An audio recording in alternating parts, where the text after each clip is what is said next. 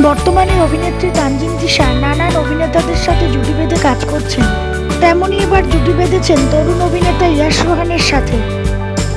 Middle class mentality নামক একটি নাটকে এই জুটিকে প্রথম একসাথে জুটি বাঁধতে দেখা গিয়েছিল এবং দর্শক মহলেও প্রশংসিত হয় নাটকটির গল্প এবং এই জুটির অভিনয়। এবার আসতে চলেছে এই জুটির দ্বিতীয় কাজ। গহনা নামক একটি নাটকে দ্বিতীয়বারের মতো পর্দায় একসাথে দেখা যাবে তিশা রোহান জুটিকে। ইতিমধ্যেই নাটকটির ট্রেলার মুক্তি পেয়েছে এবং পারিবারিক ও রোমান্টিক ঘরানার হতে চলেছে নাটকটির গল্প। তানজিন তিশা ও ইয়াশ রোহানকে দর্শকরা পর্দায় আরেকবার দেখার জন্য বিশেষভাবে উৎসাহিত।